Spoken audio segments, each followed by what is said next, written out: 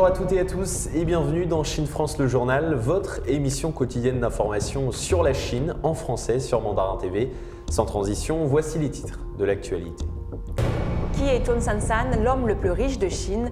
Zoom sur ce milliardaire, roi de l'eau minérale et des tests Covid-19 dans ce journal. Tourisme de masse, érosion, plusieurs menaces pèsent sur la muraille de Chine. Le gouvernement chinois s'active pour protéger ce symbole de la puissance chinoise. La Chine en quête d'un nouveau baby-boom. Le taux de natalité dans le pays n'a jamais été aussi bas. Plus de 300 millions de Chinois souffrent de troubles du sommeil. Pourquoi la jeune génération n'arrive-t-elle pas à bien dormir? L'omniprésence des écrans pourrait être un facteur aggravant. Le charbon remplacé par les énergies propres en Chine, une mesure qui illustre la transformation de consommation énergétique au niveau national.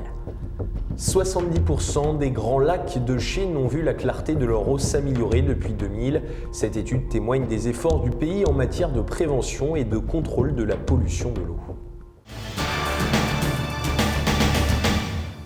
Et commençons ce journal en nous intéressant à l'homme le plus riche de Chine. À 65 ans, Chun San-san a détrôné Jack Ma, le célèbre patron d'Alibaba. Celui qui pèse aujourd'hui près de 71 milliards d'euros a fait fortune dans l'eau minérale et les tests Covid-19. Zoom sur un loup solitaire, roi de la bouteille. De l'eau, voilà ce qui a fait la fortune de celui qui était encore inconnu hors de Chine avant l'introduction de sa célèbre marque d'eau de source à la bourse de Hong Kong en septembre dernier. À l'inverse de Jack Ma, le célèbre patron d'Alibaba, Zhong Shanshan est un homme discret qui fuit les apparitions publiques et son succès ne doit rien au numérique. Pas de e-commerce, pas de haute technologie, mais un produit, tout ce qu'il y a de plus basique et en même temps essentiel dans un pays où l'eau potable ne se trouve pas au robinet. Les célèbres bouteilles Nong Fu Spring ou Bouchon Rouge connues de tous les Chinois ont conquis plus d'un quart du marché national de l'eau minérale en 25 ans. Pour les points communs, le roi de l'embouteillage est aussi un as du marketing qui, après s'être concentré sur l'eau de source, n'a pas hésité à mentir en affirmant que l'eau filtrée était nocive pour la santé. Ses concurrents lui ont intenté un procès il y a quelques années qu'il a perdu, rapporte la presse chinoise. Autre point commun, le siège de groupe Nongfu se trouve également à Hangzhou, près de Shanghai. Et enfin, son parcours, comme pour le fondateur d'Alibaba, Zhong Shanshan est un self-made man qui rentre parfaitement dans le cadre du nouveau rêve chinois du président Xi Jinping. À 2 reprises, il a tenté l'examen d'entrée à l'université auquel il a échoué. Successivement maçon, menuisier, vendeur de boissons et même journaliste selon les médias. Il a surtout le sens des affaires et de la crise sanitaire. L'autre pilier de cette fortune colossale est en effet un groupe biopharmaceutique, Yangsheng Tang Wantai, qui s'est lancé l'an dernier sur le juteux marché des tests de dépistage Covid-19. Ce sens des affaires ne protège pas des dérapages. L'homme est aussi réputé pour être un loup solitaire, au caractère bien trempé, une forte tête qui devra rester dans les limites fixées par le Parti communiste, sinon comme pour Jack Ma, la goutte d'eau pourrait faire déborder le vase. Elle est également le symbole de la puissance chinoise, mais depuis bien plus d'années. La célèbre muraille de Chine doit malgré tout faire face à de nombreuses menaces. Tourisme de masse, érosion, le gouvernement chinois s'active pour la mise en place d'un plan national de protection pour préserver ces fortifications qui remontent au 5e siècle avant Jésus-Christ. Peu protégée pendant des années, la Grande Muraille de Chine doit aujourd'hui relever de nombreux défis. Les menaces qui pèsent sur la Grande Muraille sont nombreuses. Parmi elles, l'érosion, les activités agricoles et le surtourisme. Selon Gilles Sabrier, le photojournaliste, la commercialisation de la Grande Muraille s'est accompagnée de rénovations faites en dépit du bon sens et de la construction de parcs d'attractions. Dans la région du Shaanxi, au pied d'une portion de la Grande Muraille, le reporter a découvert avec stupéfaction un parc de loisirs. Des épis de maïs géants en béton et des reproductions de moulins à vent hollandais s'affichent à quelques centaines de mètres du monument millénaire.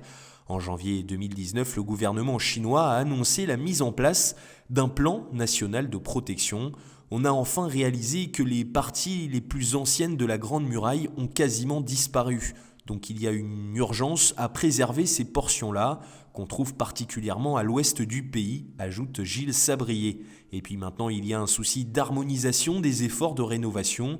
Jusqu'à présent, chaque province, chaque comté faisait ses propres rénovations, parfois avec des conséquences dramatiques. Il y a des portions entières de la Grande Muraille qui ont été cimentées. a ajouté Gilles Sabrier, inquiet donc pour la Grande Muraille de Chine. Le taux de natalité en Chine n'a jamais été aussi bas. D'après les autorités, les naissances ont baissé de 15% en 2020. À ce rythme, la population du pays devrait commencer à diminuer dès 2027, une situation problématique qui pousse le gouvernement à prendre des mesures pour encourager les naissances. Bonne nouvelle économique pour la Chine, elle a poursuivi sa croissance durant la pandémie, les spécialistes s'accordant à dire qu'elle devancera les États-Unis dès 2028. Concernant l'avenir, il y a en revanche plusieurs bémols qui préoccupent les observateurs et observatrices.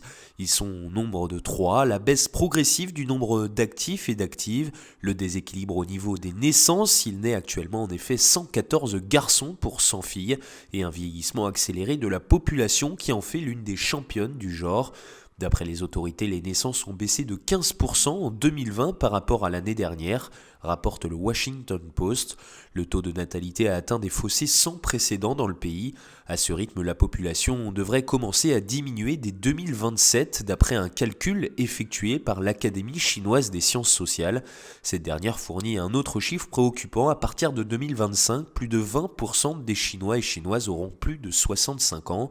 La levée de la politique de l'enfant unique en 2016 n'a pas suffi.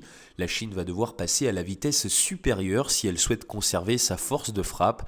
S'il est désormais permis d'avoir 2 enfants, la limite pourrait encore être remontée comme c'est déjà le cas dans certaines provinces. Le maximum est de 3. Le pays dit vouloir mener une politique nataliste optimale et inclusive afin de soutenir les familles qui désiraient avoir plusieurs enfants. Reste que les contours de cette politique sont encore flous. Seuls les couples hétérosexuels mariés ont actuellement accès à une assistance médicale. Les femmes célibataires, elles, sont pour l'instant privées de fécondation in vitro ou de congélation d'ovocytes. Et la commission de santé chinoise a récemment précisé que cela ne changerait pas de sitôt. Parmi les mesures proposées par le gouvernement chinois, il y a l'abaissement de l'âge minimum pour se marier. Jusqu'ici, il était de 20 ans pour les femmes et 22 ans pour les hommes. Mais la barre pourrait être abaissée à 18 ans pour toutes et tous. Cela pourrait permettre aux couples de devenir parents plus tôt et donc de se sentir plus capables et désireux d'avoir d'autres enfants. Faire sauter la limite du nombre de naissances ne suffira sans doute pas puisque certaines catégories de la population semblent renoncer en masse à la paternité. C'est par exemple le cas des couples installés en ville découragés par le coût de la vie et la pression sociale liée à l'éducation d'un enfant. Ailleurs, les familles continuent généralement à se contenter d'un enfant unique. La politique de l'enfant unique instaurée de 1979 à 2016 ayant créé un certain nombre d'habitudes qui peineront à être abandonnées. Et justement, restons dans l'actualité liée aux jeunes chinois. En Chine, plus de 300 millions de personnes souffriraient de troubles du sommeil selon une enquête. Alors pourquoi cette jeune génération n'arrive-t-elle pas à bien dormir? La réponse dans ce reportage. Récemment, la nouvelle selon laquelle plus de 300 millions de personnes souffrent de troubles du sommeil a défrayé la chronique. Comme le montre une enquête, aujourd'hui, plus de 300 millions de personnes en Chine souffrent de troubles du sommeil, dont près d'un tiers veillent jusqu'à 1h du matin, et la plupart d'entre elles sont des jeunes. En effet, pour de nombreux jeunes, il n'est pas rare de veiller jusqu'à très tard. D'une part, les jeunes sont bien conscients des effets néfastes de se coucher tard ou de ne pas dormir suffisamment, tels que la baisse de l'efficacité au travail ou dans les études et la perte de mémoire, mais il est toujours difficile pour eux de se coucher tôt. De plus ils veillent tard dans la nuit, moins ils sont lucides, en conséquence, ils se réveillent sans vigueur le lendemain pour aller au travail ou à l'école. D'autre part, bon nombre de jeunes n'ont pas assez de temps personnel pendant la journée. Ils doivent travailler et parfois faire des heures supplémentaires jusqu'à 7 ou 8 heures du soir. Quand ils rentrent chez eux, il est déjà 8 ou 9 heures du soir. Puis ils se détendent en regardant des séries télévisées, en jouant à des jeux ou en passant leur temps sur Weibo. Certains jeunes sont également des parents. Quand ils rentrent à la maison, malgré la fatigue, ils doivent encore s'occuper de leur bébé et cette routine se répète le lendemain. Jour après jour, il se peut qu'ils manquent de vigueur pendant la journée, mais qu'ils se couchent toujours très tard dans la nuit. En outre, l'utilisation excessive de produits électroniques est également l'un des principaux responsables des troubles du sommeil chez les jeunes. Dans l'obscurité, la lumière vive émise par les écrans des produits électroniques nuit non seulement à la vue, mais aussi au sommeil. Cependant, aujourd'hui, tout le monde porte son téléphone portable tout le temps avec soi. Beaucoup de gens ont l'habitude de jouer avec leur téléphone avant avant d'aller dormir, mais cela fait qu'il leur est difficile ensuite de s'endormir. Alors comment pouvons-nous améliorer la qualité du sommeil dans notre vie quotidienne ? Le temps de sommeil des adultes doit être maintenu à environ 7 heures. Un temps de sommeil trop court ou trop long n'est pas favorable également à la santé. En général, on peut essayer d'adopter une bonne routine et d'établir une connaissance scientifique du sommeil, dîner léger et garder un bon esprit. Les experts recommandent. Vous pouvez également écouter de la musique douce et apaisante avant d'aller au lit pour être plus calme. N'utilisez pas les produits électroniques tels que le téléphone portable avant d'aller au lit. Utilisez une literie confortable pour assurer un environnement propice au sommeil, conseille-t-il. Cette baisse de la natalité en Chine a des conséquences. Le nombre de maisons de retraite augmente considérablement en raison du vieillissement de la population. En effet, le pays comptait 38 000 maisons de retraite à la fin de l'année dernière, soit une hausse de 37% depuis 2015. Début 2020, la Chine recensait 254 millions de personnes de plus de 60 ans. La Chine comptait 38 000 maisons de retraite à la fin de l'année dernière, soit une hausse de plus de 37% depuis fin 2015. C'est ce que nous avons appris mardi lors d'une conférence de presse sur les affaires civiles. Le pays peut fournir 8,24 millions de lits aux personnes âgées, soit une croissance de 7,3% sur un an et de 22,5% par rapport à 2015. C'est ce qu'a indiqué Li Jieng, ministre des Affaires civiles, lors de la conférence de presse. Au cours de la période du 13e plan quinquennal de 2016 à 2020, le pays a investi 5 milliards de yuan, soit environ 775 millions de dollars, dans l'amélioration des services de soins aux personnes âgées dans 203 régions du pays et a publié des politiques pertinentes pendant 4 années consécutives pour protéger les droits des personnes âgées, selon Li Jieng. La Chine comptait 254 millions de personnes âgées de 60 ans ou plus fin 2019, représentant 18,1% de sa population. Transformer sa consommation énergétique, c'est un des nouveaux objectifs de la Chine. Et pour cela, le pays a décidé de remplacer au maximum le charbon par des énergies dites propres. Un bon début alors que la Chine envisage en 2060 d'atteindre la neutralité carbone, c'est-à-dire de réduire à zéro ses émissions nettes de dioxyde de carbone. La production et l'utilisation croissante des énergies propres en Chine ont réduit de façon continue la part du charbon dans sa consommation énergétique globale, a annoncé le Bureau national des statistiques dans son communiqué annuel publié le 28 février. L'année dernière, la consommation de charbon du pays représentait 56,8% de sa consommation énergétique, contre 64% en 2015. La part du gaz naturel, de l'énergie hydroélectrique, du nucléaire, de l'éolien et des autres énergies propre a quant à elle atteint 24,3% contre 17,9% en 2015. La transformation du schéma de consommation énergétique au niveau national est en train de propulser la Chine vers une voie de développement à faible intensité en carbone, affirme le livre blanc Énergie dans la nouvelle ère de la Chine, publié au mois de décembre dernier par le Bureau de l'information du Conseil des affaires d'État.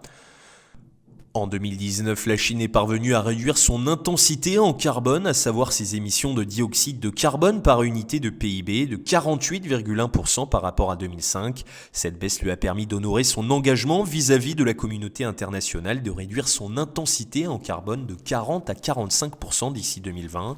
L'intensité en carbone mesure la relation entre l'économie d'une région et ses émissions de carbone. Lorsque l'économie d'une région enregistre une croissance continue et que ses émissions de carbone diminuent, celle-ci présente un haut niveau de développement à faible intensité en carbone. Yi Jiankun, le vice-président du Comité national d'experts sur le changement climatique, a déclaré au Quotidien du Peuple au mois de février dernier que la réduction de l'intensité en carbone était cruciale pour accomplir la neutralité en carbone.